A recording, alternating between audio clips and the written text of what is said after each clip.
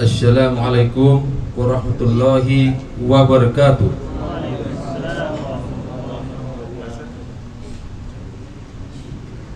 Alhamdulillahirabbil alamin wassalatu wassalamu ala asyrafil anbiya'i wal mursalin nabiyina wa bibina Muhammadin wa ala alihi washabbihi ajmain wa man tabi'ahum bihsanin ila yaumiddin.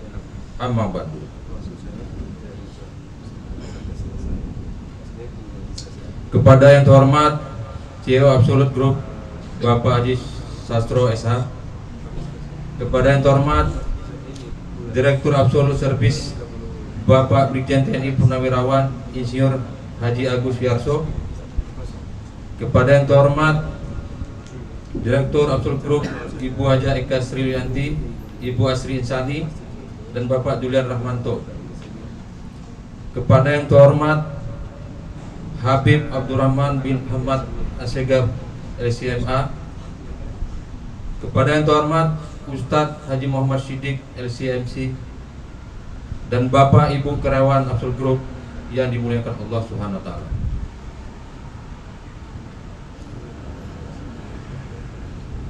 Sebagai umat muslim, marilah kita panjatkan syukur kepada Allah Subhanahu wa taala yang memberikan limpahan rahmat dan hidayahnya sehingga pada sore hari ini kita diizinkan untuk berkumpul dalam acara pengajian tanpa adanya halangan. Semoga dapat menambah ilmu dan wawasan kita sebagai bekal kehidupan di dunia dan juga di akhirat nanti.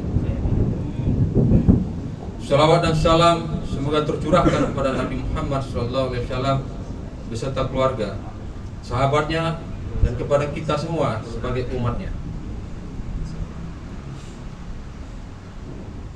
Hadirin yang saya hormati, saya selaku pembawa acara izinkan untuk membacakan susunan acara pada pengajian sore hari ini sebagai berikut.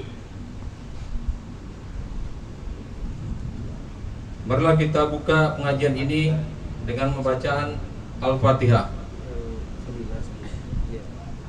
Al-Fatihah.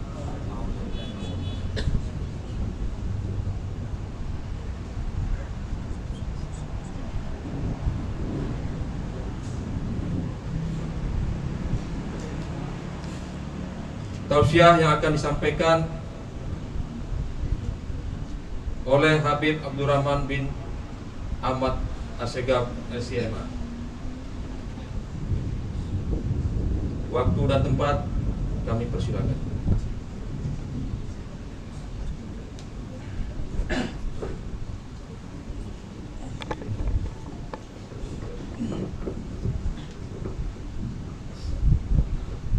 Bismillahirrahmanirrahim.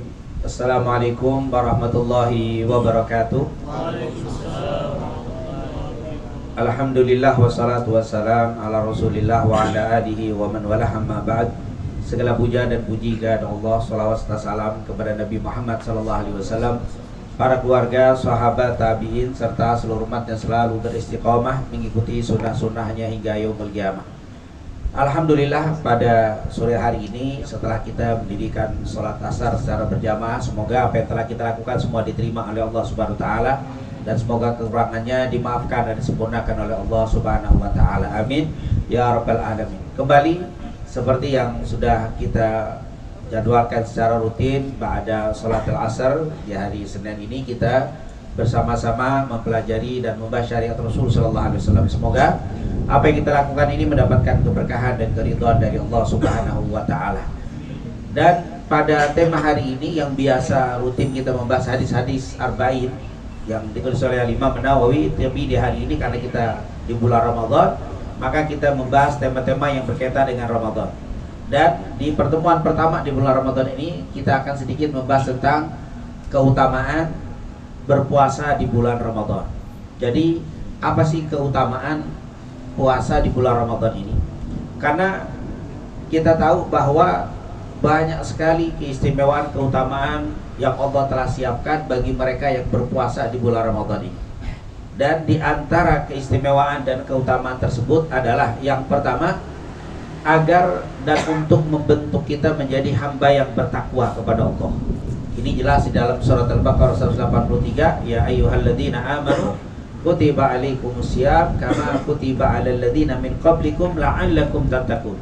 Ternyata Allah perintahkan kita berpuasa itu bukan untuk supaya kita capek, supaya kita lelah, supaya kita kehausan atau kelaparan, tidak. Tapi la'allakum tattaqun, agar kalian menjadi orang yang bertakwa kepada Allah Subhanahu wa taala.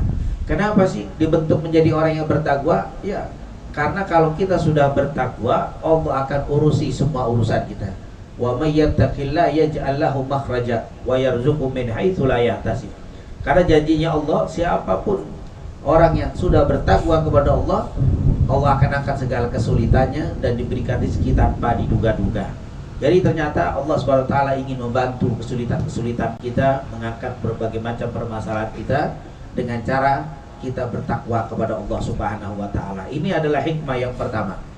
Yang kedua, keutamaan orang yang berpuasa di bulan Ramadan adalah puasa ini menjadi penghapus dosa-dosa kita. Di dalam hadis riwayat Abu Hurairah dalam Bukhari Muslim, Rasulullah pernah bersabda, "Man shoma Ramadhana imanan wa ihtisaban, ghufira lahu ma taqaddama min dhanbihi." Dikatakan oleh Rasulullah, "Man shoma Ramadhana." Siapa yang berpuasa bulan Ramadan. Ini khusus. Puasa itu ada, puasa Senin, Kamis, Ayyamul Bid, seterusnya. Tapi ini puasa Ramadan khusus. Selain hukumnya wajib, keistimewaannya pun beda dan sangat-sangat luar biasa. Apa kata Rasul? Siapa yang berpuasa di bulan Ramadan, imanan, karena keimanan, maksudnya karena Allah. Dia puasa bukan karena malu, bukan karena takut, bukan karena takut diejek sama teman karena nggak puasa, bukan. Tapi dia puasa imanan karena Allah. Wahtisaban, dan puasanya hanya mengharap pahala dari Allah. Jadi dia puasa itu karena Allah, ikhlas lillahi ta'ala, dan hanya mengharap pahala dari Allah. Apa janjinya? Ghufira lahu ma taqaddama min dhanbi, akan diampuni segala dosa-dosa yang telah berlalu. Subhanallah, kita punya dosa ini sangat banyak. Setahun kalau kita kumpulkan dosa kita, mungkin kalau dosa itu berbentuk benda, kantor kita nggak muat ini, numpuk dosa-dosa kita. Tapi alhamdulillah, kabar gembira dari Rasulullah, bulan ini Allah akan bersihkan semua tadi dosa-dosa tadi kita, dihapus oleh Allah. Bagaimana caranya? Berpuasa di bulan Ramadan. Apa sih perlunya dihapus dosa? Ya karena dengan sebab dosa, musibah berbagai macam datang pada diri kita. Kata para ulama, musibah itu ya lantaran utamanya karena dosa. Doa-doa kita sering tidak diijabah, sering kita berdoa tapi nggak dikabulkan. Itu gara-garanya dosa terlalu banyak. Seandainya dosa kita bersih, setiap kita doa akan dikabulkan, musibah akan diangkat. Maka Allah ingin mengabulkan hajat, mengabulkan doa, dan Allah ingin mengangkat permasalahan kita dengan cara apa? Membersihkan dosa. Bagaimana caranya? Berpuasa di bulan Ramadan. Oleh karena itu, insya Allah puasa-puasa kita ini semuanya selain membentuk menjadi orang yang bertakwa, juga insya Allah menjadi penghapus semua dosa-dosa kita. Amin ya rabbal alamin. Yang ketiga, pahala puasa ini tidak terhitung. Puasa ini pahalanya tidak terhitung. Kata Rasulullah dalam Bukhari Muslim dari Abu Hurairah juga, dan juga Anas bin Malik, Rasulullah pernah bersabda, Allah pernah berfirman. Nah, ini namanya hadis kursi. Di dalam hadis kursi Allah berfirman, kullu amali bani Adam lahu al-hasanatu bi asyri amsalha ila sab'i mi'ati illa as-sawm fa innahu li wa ana ajzi bihi yada ta'amahu wa syarabahu li ajli fa ana ajzi bihi. Itu kata Rasulullah dalam hadis kursi. Allah berfirman, kullu amali bani Adam lahu, setiap orang yang beramal itu akan mendapatkan pahalanya. Al-hasanatu bi asyri amsalha, satu kebaikan akan dilipatkan 10 kali lipat, ila sab'i mi'atin, sampai 700 kali lipat. Jadi ini sudah ketetapan Allah, diperintahkan malaikat. Malaikatku, apabila ada amal, seseorang beramal, kasih dia kebaikan, balas kebaikannya dengan 10 sampai 700. Jadi kalau kita sholat itu diterima, sholat kita yang penting sah saja, maka dapat pahala 10 kali lipat. sampai 700. Kalau kita sedekah, misalkan saya sedekah 1 juta, nanti di hari kiamat pahalanya bukan sedekah, bukan 1 juta pahalanya, tapi berapa? Paling sedikit 10 juta, karena 10 kali lipat. Ila sabi'imi'ah, kalau memang dia bagus akan sampai 700 kali lipat, jadi 700 juta. Itu sudah ditetapkan oleh Allah. Maka semua amal manusia itu berlipat ganda 10 sampai 700. Illa saum, kecuali puasa, atau illa siyam, kecuali berpuasa. Fa innahu li, karena puasa itu untukku. Wa ana ajzi bihi, pahalanya aku yang langsung ngasih. Maksudnya apa? Malaikat itu kalau ada orang puasa kayak kita puasa, dicatat sama malaikat, fulan puasa, fulanah puasa. Pahalanya berapa? Malaikat tidak tahu. Yang langsung membalas nanti, yang ngasih langsung itu Allah Subhanahu wa ta'ala. Kenapa? Fa innahu li, dia itu puasa itu untukku. Karena kita puasa ini karena Allah. Allah itu sangat bangga ketika ada di antara kita nggak berani membatalkan puasanya, bukan karena takut, tapi karena malu kepada Allah, atau takut kepada Allah, bukan takut sama orang. Boleh jadi, bisa saja di antara kita nih, misalkan masuk ruangan, tutup aja sementara, minum deh apa, teh manis, nggak ada yang tahu, habisin minum, keluar lap lagi dah, biar kelihatan kering gitu, kan nggak ada yang tahu puasa, dia keluar belaga lemes sedikit. Siapa yang tahu ini orang puasa nggak puasa? Tapi nggak berani kita melakukan itu. Kita mau minum, malu kita sama Allah. Ya Allah, walaupun nggak ada yang lihat, tapi saya nggak berani. Itu kita lakukan karena Allah. Dan itu jangankan kita, anak-anak kita yang umur 8 tahun, 10 tahun puasa dan nggak berani batalin. Padahal mungkin kalau kita tidur, dia minum nggak tahu, tapi nggak berani. Itulah hebatnya puasa Ramadan ini. Makanya Allah bilang as-saumu li, semua orang puasa itu karena aku, bukan karena fulan, karena fulan. Kalau bukan karena Allah, kita sudah bisa minum di belakang sana. Masuk kamar mandi ngokop juga nggak tahu, walaupun mulus-mulus dikit apa. Kalau bulan Ramadan kan kalau udah haus, air yang di bak itu kayaknya enak aja tuh Bang. Padahal kalau hari biasa nggak mau, tapi kalau Ramadan itu menggoda itu. Tapi kita tidak mau. Saya nggak ada yang tahu kalau minum. Saya kalau bawa makanan di dalam kamar nggak ada yang tahu, tapi saya malu kepada Allah. Itu Allah bangga. As-saum asyamuli, orang ini puasa untuk. Fa ana ajzibi, malaikat jangan kau kasih dia, aku yang langsung ngasih hadiah. Subhanallah, sampai malaikat tidak tahu seberapa besar pahala orang yang berpuasa. Ya maaf, kalau kita di kantor lah di sini, pimpinan kita bilang, siapa yang melakukan ini kasih hadiah ini. Siapa yang melakukan ini kasih hadiah ini. Yang tukang ngasih hadiah udah tahu, oh dapat ini, wah ini kerjaan dapat. Kita girang karena dapat hadiah, tapi lewat catatan tadi. Tapi ada satu ketetapan, kalau yang melakukan ini nggak usah, catat aja, lapor sama saya, kata pimpinan, saya yang langsung ngasih. Yang langsung ngasih itu akan beda, berbeda dengan yang lewat orang tadi, dengan berbeda yang langsung dikasih. Kata Allah, malaikat yang melakukan ini kasih ini, yang melakukan ini kasih sekian, tapi yang puasa catat aja, nanti aku yang langsung ngasih. Subhanallah, ini menunjukkan luar biasanya ibadah puasa Ramadan. Maka kata para ulama, orang yang puasa Ramadan itu lama-lama ikhlas, itu akan menjadi kekasihnya Allah. Allah sayang sama orang. Sampai-sampai hadiahnya saja, pahalanya saja nggak lewat malaikat. Ana ajzi, saya yang langsung ngasih. Inilah luar biasa keutamaan daripada puasa Ramadan.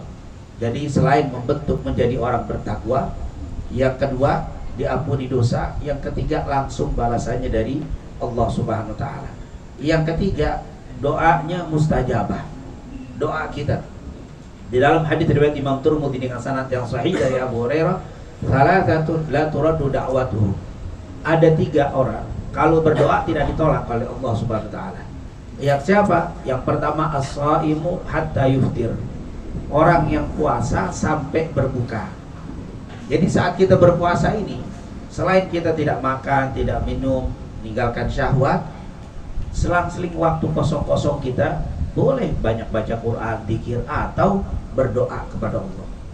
Misalkan kita lagi kosong, doa. Doa itu luar biasa. Doa orang yang berpuasa, kata Nabi, la turad, tidak ditolak orang yang berpuasa. Terutama yaitu dari sahur, dari mulai sahur berbuka bersahur dari subuh Sampai maghrib doanya itu as-shaim hatta yuftir, orang yang puasa sampai berbuka. Jadi bedanya kita dengan Allah itu, kalau kita dimintai sama orang, sekali orang datang sama kita, assalamualaikum, waalaikumsalam, apa Pak? Saya minta bantuan. Oh, kita bilang ahlan wa sahlan, selamat datang, saya bantu. Tapi kalau besok nongol lagi, minta bantuan lagi, kira-kira bagaimana? Ya kita bilang juga, oh siap-siap saya bantu. Tadi besok nongol lagi, lusa nongol lagi, mungkin kita tunggu tutup pintu, udahlah keterlaluan, pegel kita. Tiap datang minta bantuan, pegel. Semakin banyak diminta, kita semakin nggak suka sama orang. Berbeda dengan Allah Subhanahu Wa Taala. Semakin kita sering minta, semakin Allah cinta kepada kita. Bahkan Allah menganggap sombong orang yang tidak meminta kepadanya. Makanya seringlah meminta, terutama di bulan Ramadan. Karena Ramadan ini adalah syahrul doa. Nah, kalau dalam Al-Quran, wa idza sa'alaka ibadi anni fa inni qarib ujibu da'watad da'i idza da'an falyastajibu li wal yu'minu bi la'allahum yarshudun. Itu ayat berkaitan dengan doa adanya di ayat-ayat Ramadan. Makanya kata para ulama, doa atau Ramadan adalah bulan berdoa. Jadi perbanyak doa. Terutama doa yang sangat mustajab, yaitu kapan? Hina yuftir, saat berbuka. Jadi berbuka itu waktu yang sangat mustajab. Walaupun kadang-kadang sekarang orang mau berbuka, bukannya berdoa, malah apa? Ngabuburit, muter aja di sana pakai motor, ngabisin bensin, muter. Mau kemana Bang? Muter aja, ngabisin nunggu maghrib ngapain muter-muter? Nunggu maghrib duduk berdoa yang banyak, karena waktu itu adalah waktu mustajab. Waktu mustajab. Tapi kadang-kadang alasannya nyari berbuka, nyari takjil. Nyari takjil ini cuma 20.000, cuman muternya jauh ke sono kemari. Subhanallah. Cari sederhana saja, kenapa? Karena waktu itu waktu yang mustajab. Bahkan kadang kita nggak ngabuburit tapi duduk di depan TV, tapi sayang TV-nya acaranya ngelawak yang nggak jelas. Akhirnya menjelang maghrib kita ketawa ngakak, tidak ada doa sama sekali, lupa kita berdoa. Padahal itu adalah waktu yang mustajab untuk kita berdoa. Jadi ini adalah salah satu keistimewaan puasa di bulan Ramadan, yaitu doanya makbulah. Insyaallah perbanyak doa di dalam bulan Ramadan ini, karena doa-doa kita itu sangat-sangat cepat dikabulkan oleh Allah Subhanahu wa Ta'ala. Yang selanjutnya yaitu kemuliaan puasa Ramadan. Allah siapkan di dalam surga bab atau satu pintu. Inna fil jannati baban yuqalu ar-rayyan la yadkhulu minhu illa as-shaimun. Di surga ada satu pintu yang namanya Rayyan. Surga itu ada 8 pintu. Salah satu pintunya namanya ar-rayyan. Dan ar-rayyan itu adalah pintu yang tidak masuk dari pintu itu kecuali orang-orang yang berpuasa. Jadi orang yang berpuasa Allah istimewakan nanti dengan masuk ke surga lewat pintu tersebut. Dikatakan tidak ada yang masuk satu orang pun dari pintu itu illa shaimun, kecuali orang yang berpuasa. Maka beruntunglah orang-orang yang berpuasa, karena sudah dipersiapkan pintu istimewa di dalam surganya Allah Subhanahu wa Ta'ala. Insyaallah kita mendapatkan semua kemuliaan-kemuliaan tadi, dan semoga kita semuanya dijadikan dengan puasa ini menjadi orang-orang yang bertakwa, diampuni dosa-dosa kita, dan juga diberikan keistimewaan dengan pahala yang khusus dari Allah. Yang ketiga, keempat, doa-doa kita diijabah, dan yang kelima, insya Allah nanti di yaumil qiyamah Allah mudahkan kita masuk ke dalam surganya Allah melalui pintu Ar-Rayyan. Amin amin ya rabbal alamin. Itu adalah 5 keistimewaan bagi orang yang berpuasa di bulan Ramadan. Selain itu masih banyak, tapi insya Allah ini merupakan keistimewaan yang kalau kita tahu, lau ta'lam ma fi Ramadan la tamannaita an takuna Ramadhana kullah. Seandainya kita tahu keistimewaan Ramadan semua tadi, sungguh-sungguh kita akan berangan-angan 1 tahun menjadi bulan Ramadan. Sekali lagi, semoga apa yang kita bahas ini mendapatkan keberkahan dan keridhaan dari Allah Subhanahu wa Ta'ala, dan semoga semua keistimewaan yang diperuntukkan bagi orang yang berpuasa Allah berikan kepada kita semuanya. Amin amin ya rabbal alamin.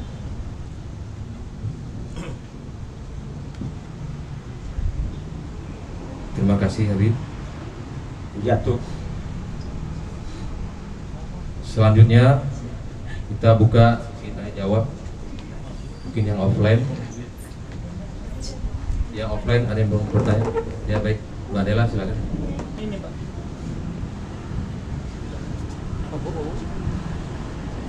Bismillahirrahmanirrahim. Assalamualaikum warahmatullahi wabarakatuh. Waalaikumsalam warahmatullahi wabarakatuh.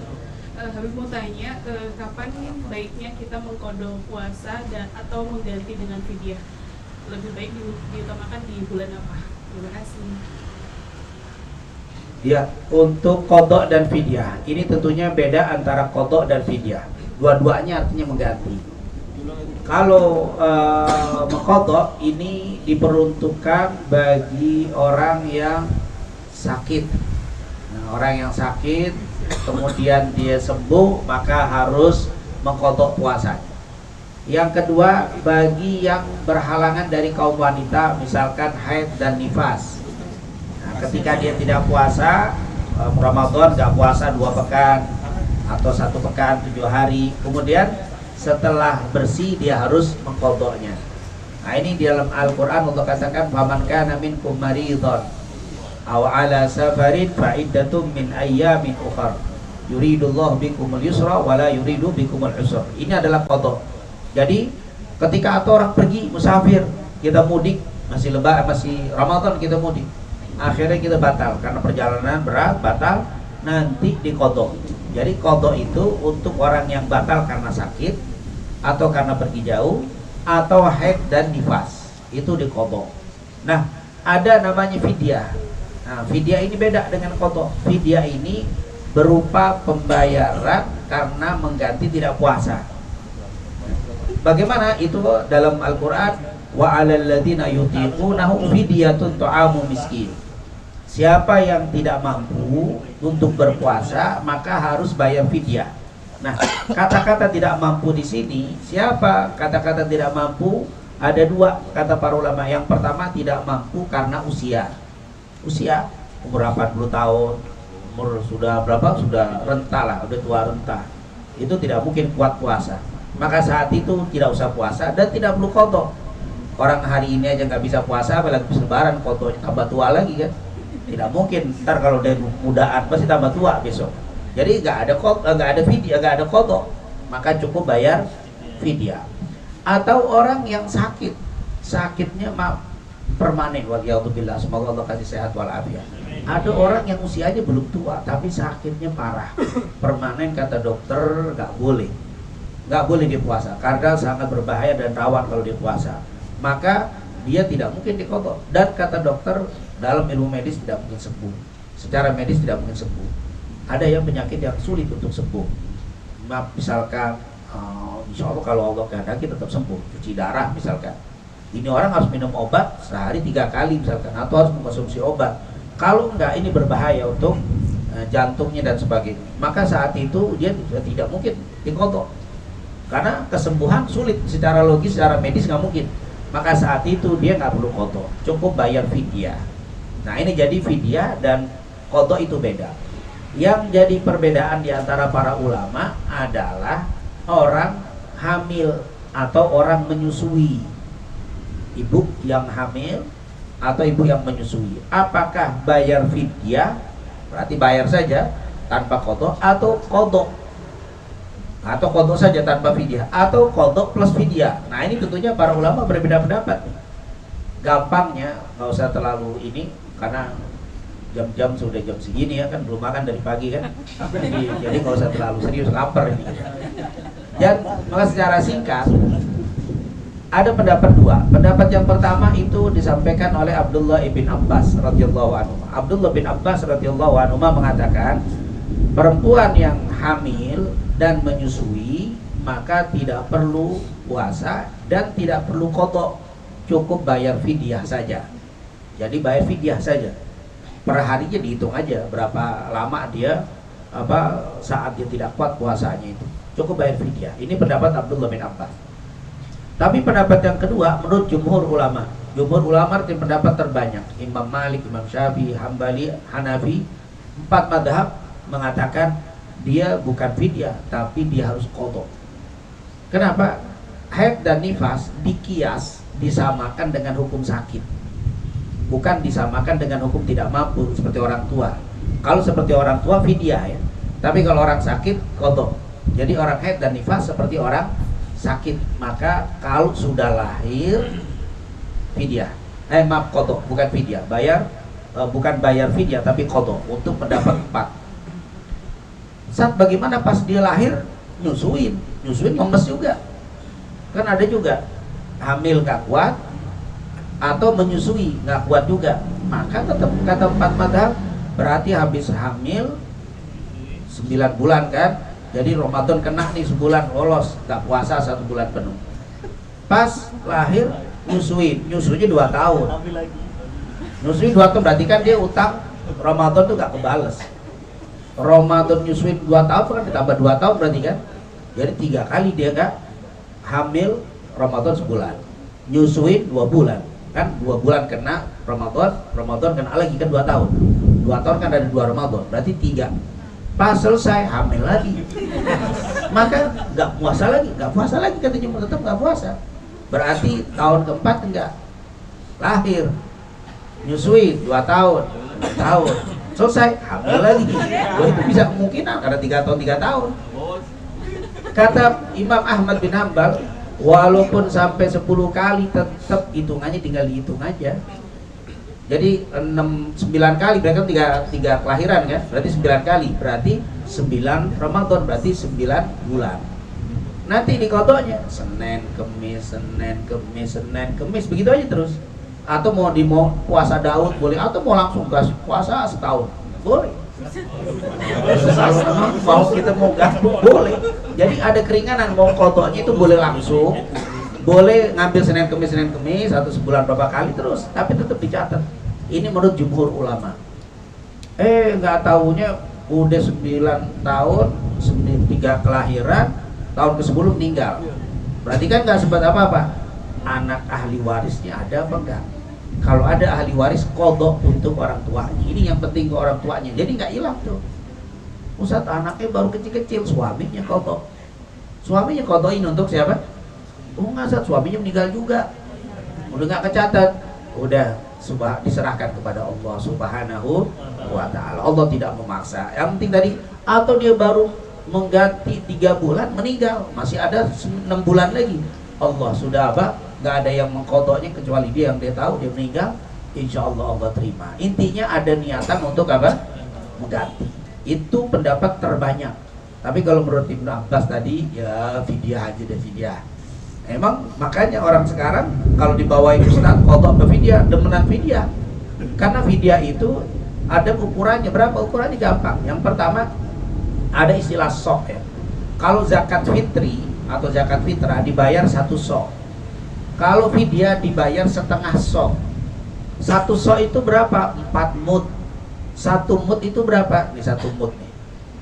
Beras, tangan kita masukin full begini ya. Kita masukin sampai apa? Itu ya munjung tuh. Nah, itu 1 sok 1 mud tuh. Kalau satu sok berarti 4 mud. Jadi zakat fitrah itu 4 begini. 1 2 3 4 itu fitrah tuh. Kalau fidyah setengah sok berarti berapa? 2 mud tuh. 1 2 fidyah. Makanya enak banget nih, hamil cukup 2 fidyah aja selesai udah. Makanya pendapat ini banyak dipakai zaman sekarang, tapi sebenarnya pendapat ini sedikit. Yang terbanyak jumhur. Jumhur itu qadha. Jadi jumhur itu kalau lagi dalam keadaan hamil atau menyusui, jumhur ulama terbanyak adalah qadha. Nanti kalau kita katanya fidyah, ya fidyah itu pendapat Ibnu Abbas, tapi sedikit yang berpendapat seperti itu. Cuman karena enak, jadi banyak juga demen nih. Kalau kita lihat internet kebanyakan fidyah. Kenapa? Karena ini favorit nih, favorit cuma fidyah doang. Fidyah cuma 2 kali apa? 2 begini. Tapi pendapat terbanyak 4 mazhab qadha. Nah, ada juga orang yang qadha dan fidyah. Siapa? Saya punya utang 2 pekan, 2 minggu nih, 10 hari saya punya utang Ramadan. Selesai Ramadan, bulan Syawal saya gak bayar. Syawal, Dzulqa'dah gak bayar, Dzulhijjah gak bayar, Muharram gak bayar, Rajab, Sya'ban, Ramadan, masuk lagi ke Ramadan gak bayar tanpa alasan. Maka banyak ulama yang mengatakan qadha, tetap qadha 10 hari plus fidyah. Jadi ditambah tuh qadha dan fidyah. Siapa? yang menunda-nunda bayar hutang sampai masuk waktu Ramadan yang akan datang, maka kena hukumannya qadha plus fidyah. Fidyah itu apa? Bunga? Enggak, Islam tidak kenal bunga, tapi itu hukuman. Karena apa? Karena menunda-nunda tanpa udzur. Tapi kalau dia nggak bayar gara-gara sakit masuk Ramadan berikutnya nggak kena, tetap bayar qadha 10 tanpa fidyah. Jadi itu bisa hukuman qadha saja, bisa qadha dan fidyah. Mungkin itu yang bisa saya beri. Jelas tapi ya bedanya antara qadha dan fidyah dan qadha fidyah. Wallahu a'lam bishawab. Baik, terima kasih Habib, jawabnya cukup jelas. Karena cuacanya sudah tidak mendukung, kami akan sampaikan kesimpulan dari pada sore hari ini. Keutamaan puasa Ramadan ada 5. Yang pertama, agar membentuk umat yang bertakwa. Yang kedua, puasa ini menjadi penghapus dosa-dosa kita. Yang ketiga, doa orang puasa langsung dikabulkan oleh Allah Subhanahu wa taala. Yang keempat, pahala puasa tidak terhitung. Yang kelima, di surga ada satu pintu namanya Ar-Riya, tempat lewat pintu orang-orang yang berpuasa. Baik, akhirnya kita sampai di penghujung acara, yaitu berdoa bersama dan akan dipimpin oleh Habib Abdurrahman bin Ahmad Asy-Syaikh LCMA. Sebelum kita berdoa bersama, saya selaku pembawa acara, jika terdapat salah kata ataupun sikap yang tidak berkenan di hati Bapak Ibu sekalian, saya mohon maaf yang sebesar-besarnya. Kepada Habib Abdurrahman bin Ahmad Asy-Syaikh LCMA untuk memimpin doa bersama, kami persilakan. Baik, kita tutup majelis kita di sore hari ini dan kita berdoa kepada Allah. Dan seperti yang sudah kita katakan, doa saat ini sangat-sangat mustajab. Selain kita dalam keadaan berpuasa, juga di bulan yang mulia dan di waktu hujan. Ini adalah waktu kondisi yang sangat-sangat cepat diterimanya doa-doa kita kepada Allah SWT. Dan semoga kita semua yang hadir di tempat ini dan saudara-saudara kita yang tidak sempat hadir, semua dosa-dosanya diampuni oleh Allah Subhanahu wa taala. Semua amal ibadahnya, baik Ramadannya, baik puasanya yang sunnah dan yang wajibnya, semua diterima oleh Allah Subhanahu wa taala. Dan kita mohon kepada Allah, semoga keluarga kita, saudara kita yang telah meninggal dunia dijadikan kuburnya raudhah min riyadil jannah, diluaskan kuburnya dengan rahmat dan ampunan Allah Subhanahu wa taala.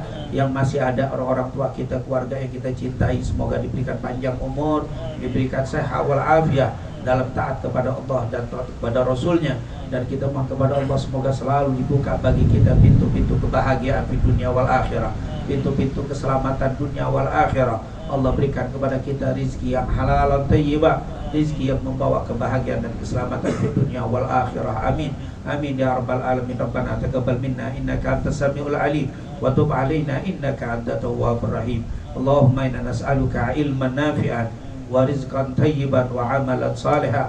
Allahumma inna na'udzubika min ilmin la yanfa' wa min qalbin la yakhsha wa min nafsin la tashba' wa min du'ain la yusma'. Allahumma inna nas'aluka fahman nabiyyin wa hifdzal mursalin wa ilhamil malaikatal muqarrabin. Allahumma aghnina bil ilmi wa akrimna bit taqwa wa zayyinna bil afiyah. Allahumma nawwir qulubana bi anwari ma'rifatin waftah lana futuhal 'arifin wasta'malna fi ta'atik waj'alna radaban bi dzikrik. Rabbana atina fid dunya hasanah wa fil akhirati hasanah wa qina adzabannar. Allahumma taqabbal siyamana wa qiyamana wa ruku'ana wa sujudana wa tadarru'ana wa qira'atana wa jami' ibadatina wa tammim taqsirana. Rabbana atina fid dunya hasanah wa fil akhirati hasanah wa qina adzabannar. Wa sallallahu ala sayyidina Muhammadin wa ala alihi wa sahbihi wasallam walhamdulillahi rabbil alamin. Sebagai penutup acara pada pengajian sore hari ini, mari kita membaca doa kafaratul majelis. Subhanaka Allahumma wa bihamdika asyhadu an la ilaha illa anta astaghfiruka wa atubu ilaik. Terima kasih. Wassalamualaikum warahmatullahi wabarakatuh. Waalaikumsalam warahmatullahi wabarakatuh.